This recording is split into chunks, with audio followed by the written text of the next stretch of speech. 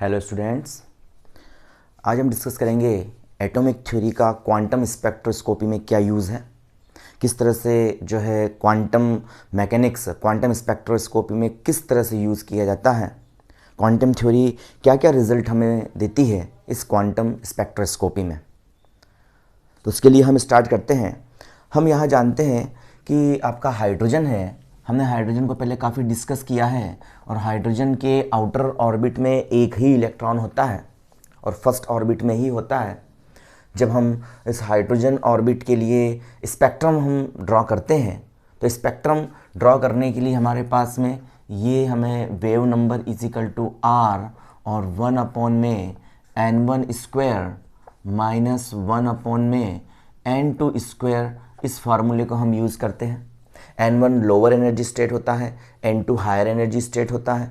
और जब transition higher state से लोअर एनर्जी स्टेट में होता है तो यहाँ हमें हाइड्रोजन की सीरीज़ मिलती है। हाइड्रोजन की 4 सीरीज़ की हमने बात करी थी। हाइड्रोजन की पहली सीरीज़ होती है, ये होती है लाइमन सीरीज़।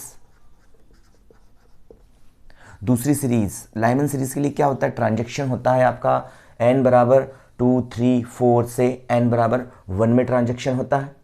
तो यहाँ पर हमें मतलब बहुत सारी वेव्स हमें यहाँ पर मिलती है। एक फाइन स्ट्रक्चर मिलता है मुझे इस वेव्स का, जिसमें सबसे मिनिमम 912 की एंगस्ट्रॉम की मुझे यहाँ पर वेवलेंथ फाइंड आउट होती है। यहाँ दूसरी सीरीज़ होती है तो ये होती है आपकी बामर सीरीज़ होती है, जिसके लिए हमने पहले भी डिस्कस किया है। सन में लाइमन और बामर दोनों सीरीज़ हमें देखने को मिलती है। बिकॉज ऑफ बामर सीरीज़ के लिए हम कह सकते हैं कि जब ट्रांजेक्शन होता है n बराबर 3, 4, 5 से n2 की वैल्यू होती है और n1 की वैल्यू 2 होती है। बट सन का टेम्परेचर बहुत ज़्यादा है तो आपका n बराबर 2 जो होता है वो भी as a ground state work करता है, इसलिए हमें सन में लाइमन और बामर दोनों सीरीज़ मिलती है। तीसरी सीरीज़ जो हमारे पास थी वो थी हमारे पास में पाश्चन सीरीज़, जब n बराबर 3 में ट्रांजेक्शन होता है n बराबर 4, 5, 6 से। और चौथी सीरीज़ जो थी हमारे पास में जो है ब्रैकेट सीरीज़।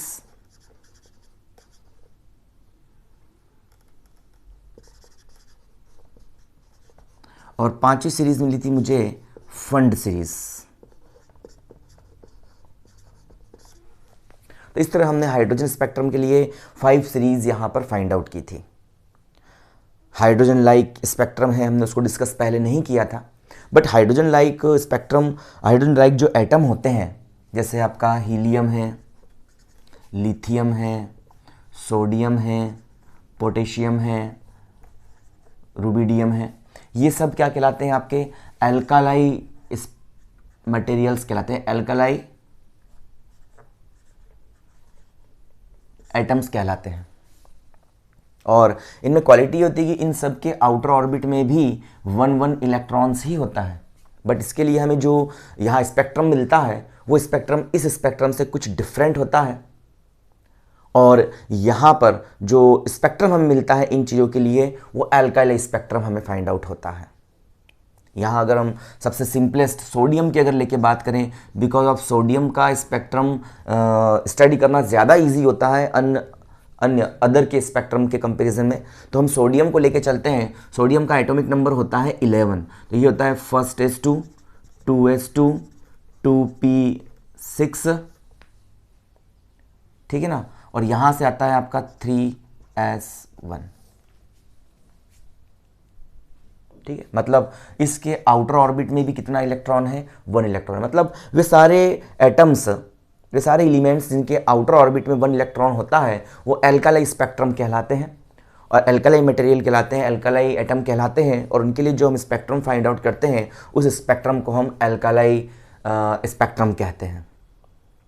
तो यहाँ एल्कालाई स्पेक्ट्रम के लिए हम यहाँ पहले इसको स्टडी करेंगे, फिर इसके लिए हम स्पेक्ट्रम खींचेंगे और एग्ज़ाम में यहाँ से क्वेश्चन बिल्कुल बनता है, 6 मार्क्स में यहाँ से क्वेश्चन आता है, ठीक है। और उसमें क्वेश्चन में यही पूछते हैं कि भाई आप जो है एल्कालाई स्पेक्ट्रम के जो है, जैसे सोडियम के नॉर्मली पूछा जाता है, तो सोडियम के लिए या एल्कालाई स्पेक्ट्रम के लिए कहा जाता है कि इसके लिए एनर्जी कर्व खींचिए और यह बताइए कि इसके पास में 4 सीरीज़ होंगी। तो 4 सीरीज़ में जो प्रिंसिपल सीरीज़ होती है वो आपकी एब्जॉर्प्शन स्पेक्ट्रम भी शो करती है और इमिशन स्पेक्ट्रा भी शो करती है। जैसे हमें हाइड्रोजन के लिए 5 सीरीज़ मिली थी, वैसे हमें सोडियम के लिए 4 सीरीज़ मिलती है, 4 सीरीज़ मिलती है। और 4 सीरीज़ में जो प्रिंसिपल सीरीज़ होती है वो एब्सॉर्प्शन और इमिशन दोनों स्पेक्ट्रा शो करती है। वाई बाकी की सारी जो सीरीज़ मिल रही है अदर 3, वो सिर्फ इमिशन स्पेक्ट्रा को शो करती है। इमिशन स्पेक्ट्रा मतलब जब हायर स्टेट से एटम लोअर स्टेट में आता है तो कुछ फोटॉन्स को इमिट करता है, कुछ वेवलेंथ को इमिट करता है, तो इमिशन स्पेक्ट्रा होता है। बट आपका प्रिंसिपल जो सीरीज होती है उसमें इमिशन के साथ साथ एब्जॉर्प्शन स्पेक्ट्रा भी होता है, यहाँ पर होता है। तो यहाँ पर हम उसको स्टडी करते हैं। तो यहाँ सबसे पहले हम ये कहते हैं कि हमारे पास जब हम सोडियम के लिए, यहाँ सोडियम की बात कर लेते हैं, और सोडियम के लिए क्या होता है, यहाँ पर जो आपका एटॉमिक नंबर 11 है, तो ये first S2 2S2 2p6 and 3s1, ये आपका आउटर शेल का ऑर्बिट है। और आउटर शेल का जो ऑर्बिट है यही हम जानते हैं ट्रांजैक्शन में बिल्कुल अपना रोल प्ले करता है। बाकी के एटम्स पर न्यूक्लियस का अट्रैक्शन ज़्यादा होता है, तो उनको निकालना, इनको जो है हायर स्टेट्स में भेजना थोड़ा सा टिपिकल हो जाता है। तो यहाँ हम आउटर ऑर्बिट को लेके चलेंगे, और यहाँ पर जो सबसे पहली सीरीज़ जो मुझे यहाँ पर इसके लिए मिलती है, वो सीरीज़ जो होती है आपकी, वो होती है यहाँ पर प्रिंसिपल सीरीज़।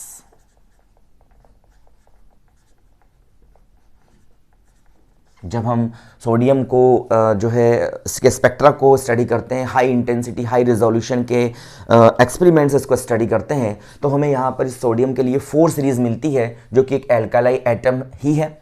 तो प्रिंसिपल सीरीज़ मिलती है, और जो प्रिंसिपल सीरीज़ होती है ये ज़्यादा, ये कह सकते हैं ब्राइट होती है, बहुत ब्राइट सीरीज़ होती है। ये हमें बिल्कुल क्लियर दिखती है, अन्य सीरीज़ से कंपेरिजन में ज़्यादा ब्राइट होती है ये। और यहाँ पर जब ट्रांजैक्शन आपका होता है, और ट्रांजैक्शन कहाँ से कहाँ होता है, ट्रांजैक्शन जो है हायर जो है एनर्जी स्टेट से, हायर एनर्जी स्टेट जो होती है NP से, हायर P स्टेट से लोअर जो है 3s स्टेट में जब ट्रांजैक्शन होता है, जब भी आपका इलेक्ट्रॉन जो है हायर स्टेट से लोअर स्टेट में ट्रांजैक्शन करता है, तो यहाँ पर उसके लिए प्रिंसिपल सीरीज के लिए क्या होना चाहिए, हायर P स्टेट से लोअर S स्टेट्स में क्या होता है, यहाँ पर इस इलेक्ट्रॉन का ट्रांजैक्शन होता है। तो इस प्रकार मिलने वाली सीरीज़ क्या कहलाती है, प्रिंसिपल सीरीज़ कहलाती है। और यहाँ पर जो n की वैल्यू आपकी ली जाती है, ये n की वैल्यू यहाँ पर होती है जो है, ये है 3 4 5 डैश डैश डैश, मतलब आगे तक ये चलता रहेगा इस तरह से ETC। तो ये हमें यहाँ पर प्रिंसिपल सीरीज़ देखने को मिलती है, और प्रिंसिपल सीरीज़ हमें यहाँ पर फाइंड आउट होती है। ठीक है, यहाँ जो है सेकंड सीरीज़ प्रिंसिपल रूल का बिल्कुल यहाँ पर फॉलो होता है। यहाँ पर सिलेक्शन रूल हमारे पास में क्या होता है, सिलेक्शन रूल हम यहाँ फॉलो करते हैं। तो सिलेक्शन रूल क्या होता है आपका, सिलेक्शन रूल ये होता है कि आपका जो डेल है ये आपका प्रिंसिपल क्वांटम नंबर है, इसकी वैल्यू क्या होनी चाहिए, हमेशा इंटेजर्स के रूप में होनी चाहिए। इंटेजर से मतलब मेरा ये है कि 1 2 3 4 इस रूप में ही होनी चाहिए, 1.5 1.6 इस रूप में नहीं होनी चाहिए, तभी आपका जो है ट्रांजैक्शन होगा। और सेकंड है इसका ऑर्बिटल, जो आपका क्वांटम नंबर है डेल एल, इसकी वैल्यू कितनी होनी चाहिए, हमेशा +-1 ही होनी चाहिए। और हम ये कहते हैं कि आपका जो है 4 ऑर्बिट होते हैं, S P D and F। S के लिए L की वैल्यू 0 होती है, P के लिए L की वैल्यू 1, D के लिए 2, और F के लिए जो आपका ऑर्बिटल क्वांटम नंबर है उसकी वैल्यू 3 होती है। तो यहाँ से आपका जो है NP से 3s में ट्रांजैक्शन हो सकता है, तो P से जब S में ट्रांजैक्शन करोगे तो 1 - 0 मतलब 1, जो कि आपका सिलेक्शन रूल के अकॉर्डिंग आ रहा है। बट आप चाहो कि यहाँ से D से जो है S में ट्रांजैक्शन हो जाए, तो ये पॉसिबल नहीं, क्योंकि D माइनस ये 2 - 0, तो उसके लिए डेल एल की वैल्यू कितनी आती है, इसके लिए L की वैल्यू 2 है, इसके लिए L की वैल्यू 0 है, तो 2 - 0 मतलब 2, जो कि सिलेक्शन रूल के अकॉर्डिंग नहीं है। तो यहाँ से D से S में, F से S में ट्रांजैक्शन नहीं हो पाएगा। तो प्रिंसिपल सीरीज में P से जब हायर P स्टेट से 3s स्टेट में जब ट्रांजैक्शन आपका होता है, लोअर 3s स्टेट में ट्रांजैक्शन होता है, तो यहाँ पर ये हायर स्टेट से और लोअर स्टेट से, लोअर 3s स्टेट में ट्रांजैक्शन होता है, तो यहाँ पर हमारे पास में जो सीरीज़ मिलती है उस सीरीज़ को हम प्रिंसिपल सीरीज़ कहते हैं, जो सिलेक्शन रूल के अकॉर्डिंग है। दूसरी सीरीज़ जो मिलती है मुझे यहाँ पर, वो सीरीज़ होती है आपके पास में sharp series. Sharp series second series हमारे पास में होती है और ये फाइन स्ट्रक्चर की सीरीज़ होती है। इसमें हमें जो है जो स्पेक्ट्रम मिलता है वो स्पेक्ट्रम फाइन स्ट्रक्चर का स्पेक्ट्रम होता है। हमें बिल्कुल बारीक बारीक लाइंस यहाँ पर देखने को मिलती है इसके स्पेक्ट्रम में, और बिल्कुल क्लियर ये लाइंस होती है गाढ़ी, बिल्कुल ब्लैक लाइंस हमें यहाँ पर जो देखने को मिलती है, बिल्कुल गाढ़ी लाइंस हमें देखने को मिलती है ना, लाइट ब्राइट, काली नहीं, ब्राइट लाइट है ना। और कैसी होती है, बिल्कुल क्लियर होती है, इसकी तरह ब्राइट तो नहीं होती, बट यहाँ पर जो हमें शार्प जो लाइंस देखने को मिलती हैं वो कैसी होती है, बिल्कुल फाइन होती है, हम क्लियरली उसको मेजर कर सकते हैं, बहुत पतली पतली लाइंस ही होती हैं। तो इसका जो स्ट्रक्चर होता है वो कैसा होता है, फाइन स्ट्रक्चर होता है, फाइन लाइंस मुझे शार्प सीरीज में देखने को मिलती है। और ये सीरीज कब मिलती है, ये सीरीज मुझे मिलती है जब आपका हायर एस स्टेट से लोअर 3p स्टेट में आपका ट्रांजैक्शन होता है। हायर जो स्टेट से लोअर 3p स्टेट में जो है ट्रांजैक्शन होता है, जहाँ पर n की वैल्यू जो आपकी यहाँ के लिए हो सकती है वो n की वैल्यू जो यहाँ पर होती है, ये n की वैल्यू है 4, 5, 6, इससे डैश डैश डैश से ट्रांजैक्शन होता है। तो हमारे पास में यहाँ पर शार्प सीरीज देखने को मिलती है, फाइन स्ट्रक्चर की सीरीज। देखो यहाँ पर भी s और p, s के लिए वापस से वही s सेट p में ट्रांजैक्शन हो रहा है तो 0 -1 मतलब -1 जो सिलेक्शन रूल के अकॉर्डिंग है, तो यहाँ पर ये बिल्कुल ट्रांजैक्शन पॉसिबल हो सकता है और इस तरह की सीरीज शार्प सीरीज कहलाती है। इसके लिए अगर हम फार्मूला लिखना चाहें तो फार्मूला हम लिख सकते हैं nu bar that's is equal to Rydberg constant होता है और इन द ब्रैकेट ये होता है 1 अपॉन में, यहाँ से बनता है हमारे पास में 1 अपॉन में ये जो होता है 1 प्लस म्यू एस, तो 1 प्लस म्यू एस यहाँ पर जो मैग्नेटिक क्वांटम नंबर कहलाता है एस ऑर्बिट का, इसका स्क्वायर माइनस का 1 अपॉन में एम और प्लस म्यू पी का होल स्क्वायर, जहाँ एम क्या है आपका इंटेजर है और इसकी वैल्यू हमेशा 2 से ग्रेटर देन होती है इस वाले प्रिंसिपल सीरीज के लिए। ये हमेशा हमें याद रखना है, एक से लेस वैल्यूज की हो नहीं सकती, ये एक से लेस होती या एक होती ही ये जो म्यू पी म्यू एस एक जैसे हो जाएंगे तो यहाँ पर ट्रांजेक्शन पॉसिबल नहीं हो पाएगा। इसके लिए ध्यान रखना है m इज इंटेजर, उसकी वैल्यू 2 से ग्रेटर देन और 2 के इक्वल होती है। तो उस सीरीज में देखो यहाँ पर क्या हो रहा है, आपका p से s में ट्रांजेक्शन हो रहा है और वहाँ पर हमने क्या कहा था 1 upon n1 square minus 1 upon n2 square किसके लिए कहा था, हाइड्रोजन स्पेक्ट्रम के लिए कहा था। ट्रांजेक्शन इसमें हो रहा था इससे, यहाँ पर ट्रांजेक्शन हो रहा है s में, तो s में ट्रांजेक्शन हो रहा है किससे, हायर p से। तो ये सेम का फार्मूला ऐसा बनता है, बट यहाँ पर हमने एक्स्ट्रा क्वांटिटी ऐड की है m एज अ इंटेजर यहाँ पर ऐड किया जाता है और इसकी वैल्यू 2 से ग्रेटर देन और इक्वल देन होती है। ये डायरेक्ट आपको फार्मूला याद रखना है क्योंकि इसका डिराइवेशन हमारे अभी सिलेबस में नहीं है, तो हम इसको डायरेक्ट ही अभी याद रखेंगे। सेकंड जो होता है शार्प सीरीज, शार्प सीरीज के लिए जो आपकी यहाँ पर जो वेव नंबर जो आता है ना, वो आता है आपका रिडबर्ग कांस्टेंट और 1 अपॉन में किससे किस में ट्रांजेक्शन हो रहा है, तो हम कह रहे हैं अब एस से पी में ट्रांजेक्शन हो रहा है तो 1 प्लस ये बन जाएगा आपका म्यू पी का स्क्वायर है ना, और माइनस का 1 अपॉन में ये बन जाएगा m प्लस म्यू एस का स्क्वायर। तो हायर एस ऑर्बिट से लोअर पी ऑर्बिट में ट्रांजेक्शन हो रहा है और यहाँ पर भी m की वैल्यू जो होती है ग्रेटर देन इक्वल देन 2 ही होती है। तो इस तरह से हमारे पास में शार्प सीरीज मिल जाती है और उसके लिए अपन जो है यहाँ से वेव नंबर बिल्कुल निकाल सकते हैं। थर्ड सीरीज जो हमें मिलती है यहाँ पर देखने को इसके फाइन स्पेक्ट्रम में, इसके स्पेक्ट्रम में, और वो थर्ड सीरीज जो देखने मिलती है वो सीरीज होती है आपकी डिफ्यूजन सीरीज,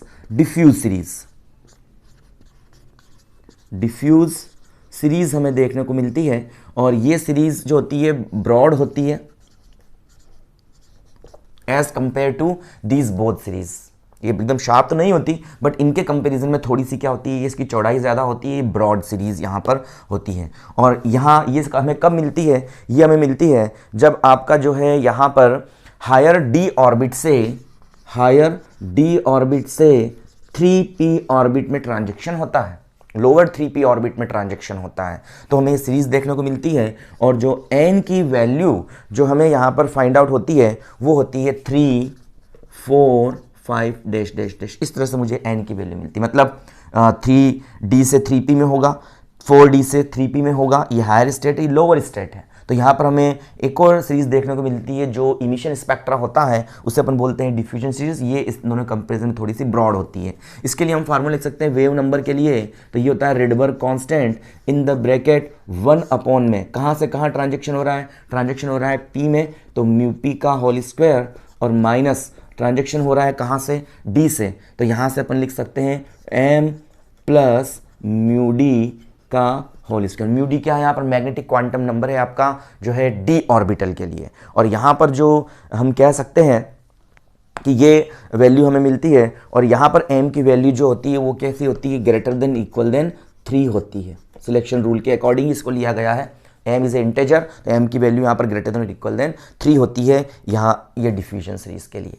फोर्थ सीरीज जो हमें मिलती है वो फोर्थ सीरीज होती है आपकी फंडामेंटल सीरीज। तो फंडामेंटल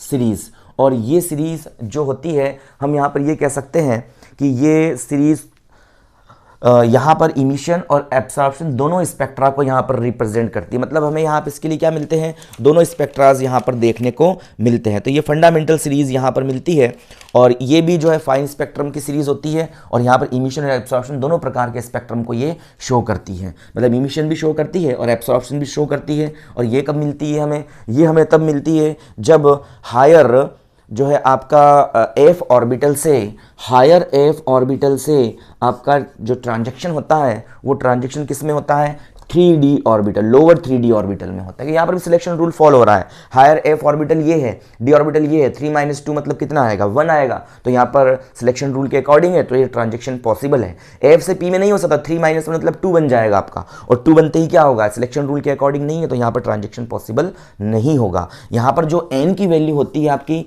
तो एन की वैल्यू हम यहाँ पर लेते हैं, ये होती है 4, 5, 6 एंड सो ऑन। ऐसे इसकी वैल्यूज़ हमें यहाँ पर देखने को मिलती है। और इसके लिए अपन जो वेव नंबर लिख सकते हैं, तो रिडबर्ग कांस्टेंट, और इन द ब्रैकेट ट्रांजेक्शन कहाँ से हो रहा है, तो 1 प्लस, कहाँ से हो रहा है ट्रांजेक्शन एफ से डी में हो रहा है, तो 1 प्लस म्यू डी का स्क्वायर और माइनस का 1 अपॉन में कितना रहेगा, कहाँ से हो रहा है, तो ये लिख दूंगा m प्लस कितना है, कहाँ पर हो रहा है, तो म्यू एफ का square. Mu F magnetic quantum number है आपका किसके लिए, ये क्वांटम नंबर है आपका एफ ऑर्बिटल के लिए। और यहाँ पर जो m की वैल्यू होती है इस ग्रेटर देन इक्वल देन 4 होती है सिलेक्शन रूल के अकॉर्डिंग। तो इस प्रकार से 4 सीरीज हमें एल्काली स्पेक्ट्रम के लिए देखने को मिलती है ना, principal series, sharp series, diffusion series and fundamental series. ये शार्प, डिफ्यूज एंड फंडामेंटल, ये तीनों सीरीज तो क्या होती है आपकी, इमिशन स्पेक्ट्रा को शो करती है। बट यहाँ पर ये प्रिंसिपल सीरीज इमिशन स्पेक्ट्रा के साथ साथ जो है एब्सॉर्प्शन स्पेक्ट्रा को भी क्या करती है, रिप्रेजेंट करती है। ये नहीं करती, ये तो नॉर्मल होती है, और ये बिल्कुल इसी की तरह होती है, ब्रॉड ही होती है थोड़ी सी ये। तो यहाँ पर प्रिंसिपल सीरीज जो होती है एब्सॉर्प्शन और इमिशन दोनों स्पेक्ट्रा को यहाँ पर शो कर सकती है। ये यहाँ पर फंडामेंटल शो नहीं करती है ना, मैंने गलती से अभी फंडामेंटल के लिए बोल दिया था, बट फंडामेंटल ओनली एक सीरीज होती है जो इसी की तरह होती है, थोड़े से इसके ब्रॉड होते हैं और इतनी ज़्यादा ब्राइट भी नहीं होती। बट आपका जो प्रिंसिपल सीरीज होती है ये ब्राइट होती है, और साथ ही इमिशन और एब्सॉर्प्शन दोनों स्पेक्ट्रा को यहाँ पर रिप्रेजेंट करती है। अब हम यहाँ पर जो है इसके लिए जो है कर्व खींच लें, और साथ ही बता देंगे लास्ट में इस कर्व के थ्रू ही की प्रिंसिपल सीरीज के आखिर क्यों इमिशन और एब्सॉर्प्शन स्पेक्ट्रा को रिप्रेजेंट करती है। तो उसके लिए हम यहाँ पर एनर्जी कर्व यहाँ पर ड्रॉ करते हैं। तो ये आपका एनर्जी कर्व मैं यहाँ पर ड्रॉ कर रहा हूँ कुछ इस तरह से।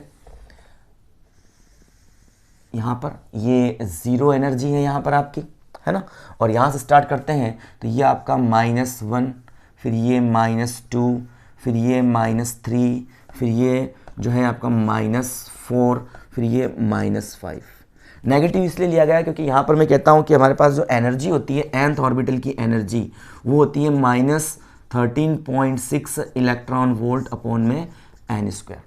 n की वैल्यू 1 पुट करेंगे तो n की वैल्यू 1 पुट करने पर कितना आएगा, n की वैल्यू जब 1 पुट की जाएगी इसके अंदर, तो n की वैल्यू 1 पुट करने के बाद में जो हमें यहाँ पर मिलेगा, तो n की वैल्यू 1 पुटअप करेंगे तो हमारे पास में आएगा E1 = -13.6 इलेक्ट्रॉन वोल्ट, जो बहुत ज़्यादा है, नीचे की तरफ जाएगी वो -13.6 मतलब ज़्यादा नीचे, तो हम उसको यहाँ पर नहीं ले रहे हैं। n की वैल्यू जब इसमें 2 पुट करूंगा मैं, जब n की वैल्यू 2 पुट की जाएगी तो n की वैल्यू 2 पुट करने पर इसको सॉल्व करेंगे अपन यहाँ पर, और सॉल्व करने पर n की वैल्यू 2 के लिए E2 की वैल्यू जो आएगी माइनस जो है ये 3.4 इलेक्ट्रॉन वोल्ट आएगी। तो -3.4 इलेक्ट्रॉन वोल्ट ये आपका रहेगा 3 से ज़्यादा, तो -3.4 ये रहेगा आपका यहाँ पर अप्रोक्सीमेट। तो ये आपका n = 2 के लिए यहाँ से होगा, और ये यहाँ लिख देता हूँ आगे की तरफ, ये माइनस का 3.4 इलेक्ट्रॉन वोल्ट, ये एनर्जी लेवल आएगा। जब n की वैल्यू में 3 पुटअप करूंगा, इसको रख के यहाँ सॉल्व करूंगा, तो n बराबर 3 के लिए E की वैल्यू माइनस 1.51 इलेक्ट्रॉन वोल्ट आएगी। तो माइनस का 1.51 यहाँ शो कर देता हूँ मैं। ये किसके लिए आपका, ये n बराबर 3 के लिए है, और ये माइनस का 1.51 इलेक्ट्रॉन वोल्ट के अप्रोक्सीमेट ये एनर्जी होती है। n बराबर जब मैं 4 पुटअप करूंगा, तो n बराबर 4 के लिए यहाँ पुटअप कर सॉल्व करूँ तो माइनस कितना आएगा, माइनस 0.85 आएगा। तो माइनस का 0.85 में यहाँ शो करूंगा, यहाँ पर माइनस का 0.85 रहेगा, और ये आएगा आपका n बराबर 4 के लिए ये वैल्यू पुटअप हो जाएगी। ठीक है ना। इसी प्रकार से n बराबर 5 के लिए हम इस वैल्यू को निकाल सकते हैं। तो n बराबर 5 के लिए वैल्यू कितनी आएगी, तो यहाँ से अपन इसको सॉल्व करेंगे तो माइनस 13.6, n बराबर 5 के लिए 25 है ना, यही रहेगा। इसको जब सॉल्व करेंगे हम, तो यहाँ से ये हो जाएगा 1/10, डिवाइड करके सॉल्व करेंगे तो ये एनर्जी लेवल लगभग आपका n बराबर ये आएगा इधर ही। तो ये यहाँ पर मैं इसको शो कर देता हूँ, ये n बराबर 5 के लिए आपके पास एनर्जी लेवल होगा, और इसी प्रकार से n बराबर 6 के लिए भी यहाँ पर कुछ ऊपर की तरफ ये एनर्जी लेवल होगा। मतलब काफ़ी पास पास होते जाएंगे, और n बराबर इन्फिनिटी के लिए एनर्जी लेवल क्या हो जाएगा आपका, 0 हो जाएगा। 0 को मैंने आगे शो कर दिया है। तो इस तरह से हमारे पास में ये एनर्जी लेवल्स हमें फाइंड आउट होते हैं, और इन एनर्जी लेवल्स के लिए अपन अब S, P, D और F की बात करते हैं। तो यहाँ मैं ले लेता हूँ S, यहाँ मैं ले लेता हूँ ये P, यहाँ ले लेता हूँ मैं D, और यहाँ ले लेता हूँ मैं F। इसको अपन अलग अलग पोर्शंस में डिवाइड कर देंगे। अब यहाँ पर जो आपका हमें यहाँ पर इसके लिए कर्व खींचना है, तो सबसे पहले हम यहाँ पर जो है 3s की बात करते हैं। तो 3s जो आएगा ये जस्ट आपका जो है एनर्जी लेवल आएगा, और 3s एनर्जी लेवल जो होता है यहाँ पर -6 होता है, और ये जस्ट यहाँ पर ये एनर्जी लेवल अपने पास में मिलता है। तो ये n बराबर ये आपका होती है 3s स्टेट होती है। ठीक है ना। 3s के बाद में आएगा आपका 4s, और 4s जो आपका जाएगा ये n बराबर 3 के नीचे होगा। तो n बराबर 3 के नीचे ये आपका होगा यहाँ पर 4s स्टेट, ये 4s स्टेट आ जाएगा आपका। ठीक है, 4s।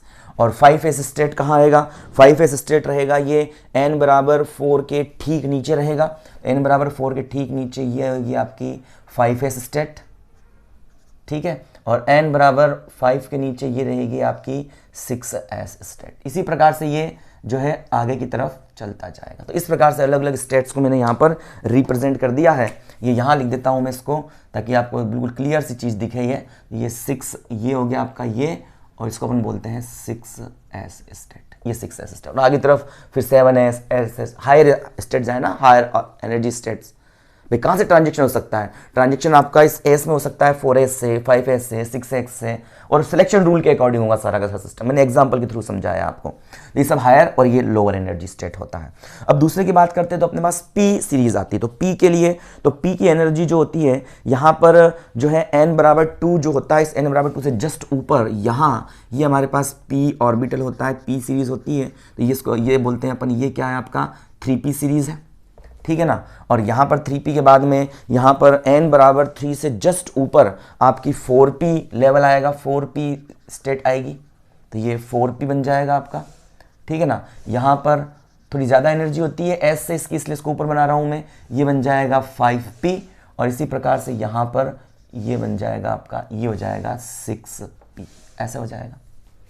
ठीक है। 3D लेवल के लिए फिर से हम यहाँ खींचे 3D लेवल, भाई ये यहाँ पर है। तो 3D लेवल क्या होगा आपका, 3D लेवल के लिए इसको मैं ड्रॉ करता हूँ। तो 3D लेवल की एनर्जी 3p लेवल से थोड़ी ज़्यादा होती है, बट 4p लेवल से थोड़ी कम। तो यहाँ पर ये आ जाएगी आपकी 3D स्टेट आ जाएगी, ये होगा आपका 3D। यहाँ पर ये जो आएगा आपका ये रहेगा 4D, और इसी प्रकार से ये जो रहेगा यहाँ पर हमारे पास ये रहेगा 5D, ऐसा रहेगा। यहाँ से आगे से इसको थोड़ा सा मैं आगे की तरफ बढ़ा देता हूँ, और यहाँ से अगला जो हमारे पास स्टेट रहेगी वो अगली स्टेट रहेगी कौन सी, F स्टेट यहाँ पर रहेगी। तो F स्टेट के लिए इसकी एनर्जी लगभग 3D के इक्वल ही होती है। तो यहाँ से रहेगा आपका ये है F, है ना। और F एनर्जी लेवल के लिए क्या बन जाएगा, F एनर्जी लेवल, ये अभी F अब 3 में तो होता नहीं है, तो कहाँ होता है, कहाँ जाएगा आपका ये F एनर्जी लेवल। ये F एनर्जी लेवल कहाँ जाएगा, इसको थोड़ा आगे बढ़ा देता हूँ मैं इसी कलर से, ऐसे ऐसे और ये इस तरह से। अब आपका जो है यहाँ पर हम कहें कि ये जो एनर्जी लेवल है 4D, ये 5 जो है आपका F, 4f है और इसकी एनर्जी 5d के लगभग अप्रोक्सीमेट इक्वल है, तो ये आपका आएगा 5f और इसके जस्ट नीचे यहाँ ये रहेगा आपका 6f।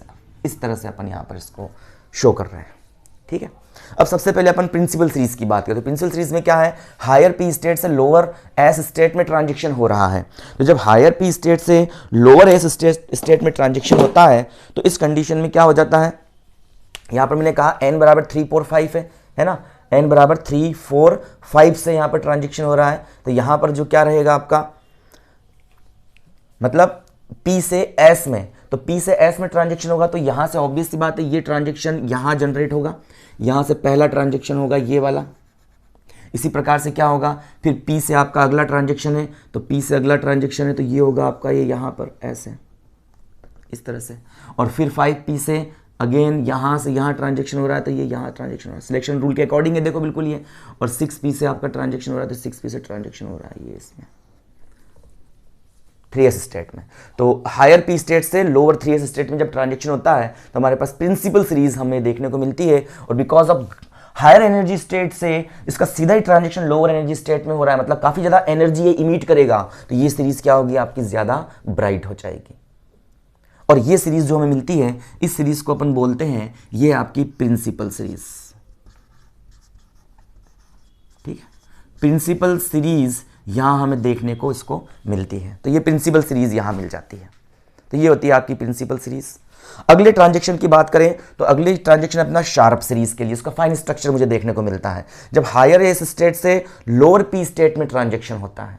तो हायर पी एस स्टेट कौन कौन सी है आपकी, 4s, देखो मैंने कहा n की वैल्यू क्या है 4 5 6, यहाँ पर n की वैल्यू क्या थी आपकी 3 4 5 आ रही है, यहाँ पर 3 से हो रहा है, 4 से हो रहा है और 5 से हो रहा है, तो 3p से 4p से और 5p से। शार्प सीरीज के लिए क्या होगा 4s से 3p में, तो 4s से 3p में ट्रांजेक्शन होगा, तो ये ट्रांजेक्शन आपका यहाँ पर हो रहा है, बिल्कुल इसको अलग कलर से मैं दे देता हूँ ताकि ये मिक्स ना हो आपके लिए।